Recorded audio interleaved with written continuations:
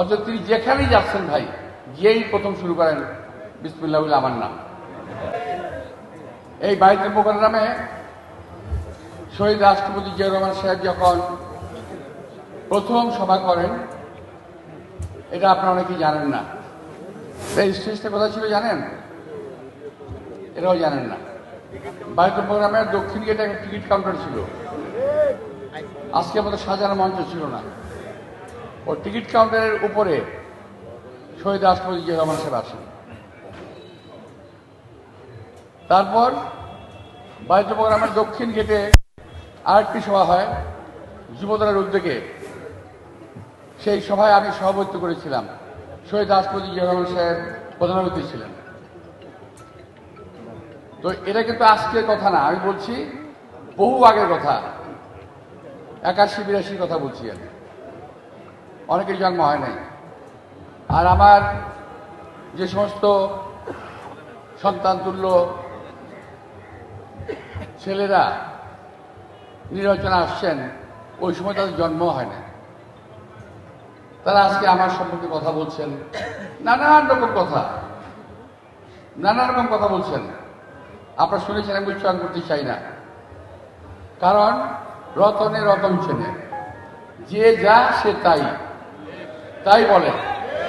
চোর চোরকে চেনে, বাটপারকে চেনে, ডাকাতকে চেনে, চাঁদাবাজকে চেনে। আমার সঙ্গে এরকম চোর, বাটপার, বদমাইশ এদের কারোর সঙ্গে সম্পর্ক নাই, ছিল না। এই এলাকার বাইতুল মুকাররম, গুলিস্তান, আউটার স্টেডিয়াম সহ এটা একটা ব্যবসায়িক এলাকা,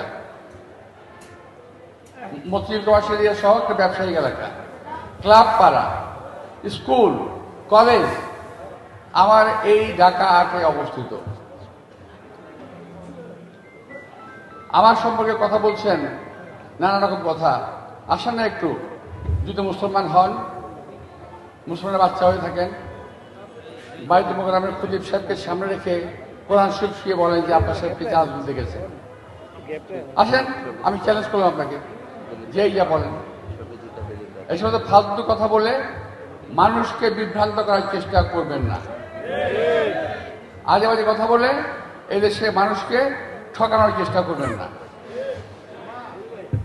আমার এলাকার জনগণ কোনো ভাগাড়ের মাল নয় যে ভাগযোগ করে নিয়ে যাবেন।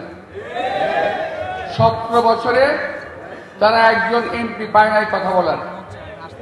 এই এলাকার 17 বছর আগে এই এলাকার এমপি ছিল, আমি ছিলাম, তার আগে ছিল, আমার এলাকার ছেলেরা ছিল এমপি।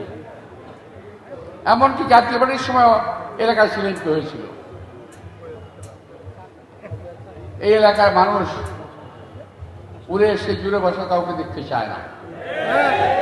এলাকার মানুষ চায় যাকে চাইলেই হাতে কাছে পাওয়া যাবে, যার ঠিকানা জানে, বাড়ি চেনে, ঘর চেনে, তাকেই তার এলাকার মানুষ চায়। প্রিয় ভাইরা, আমার অনেক কথা বলা নিষেধ, তারপর বলে ফেললাম। সব কথা আটকে রাখা যায় না। মানুষের রাগ জেদ একটা আছে, তাই না? যে মানুষের রাগ নেই, যে মানুষের জেদ নেই, মানুষই না। কিন্তু অনেকে আমাকে অনেকে বলেন ভাই আপনি ধৈর্য ধরেন কিভাবে? তো আমার মধ্যে ধৈর্য রাস্তা একটু ভেঙে গেছে, আমি অনেক কথা বলে ফেললাম। যদি আমার ঘরের ছেলে আমাকে গালি দেয়, আমার আপত্তি কিছু নাই। আমার এই বাইতুল মুকাররমের একজন ব্যবসায়ী মালিক যদি বলতে পারে যে আব্বাস সাহেবের এই দোষ আমরা লক্ষ্য করেছি, আমার কোনো আপত্তি নেই, মেনেও নেব, মাপও চাইব। কিন্তু বাইরে থেকে এসে একজন লোক জানে না, শোনে না, আমার সঙ্গে তার একদিনের জন্য কথা হয়নি, অথচ তিনি যেখানেই যাচ্ছেন ভাই গিয়েই প্রথম শুরু করেন বিসমিল্লাহ বলে আমার নাম। তো এতে আমার একটা লাভ হয়েছে কি জানেন? আমার নামটা যারা জানতো না তারা অনেকে জেনে ফেলছে। বিনা পয়সায় প্রচারণা, খরচা অর্ধেক কমে গেছে আমার।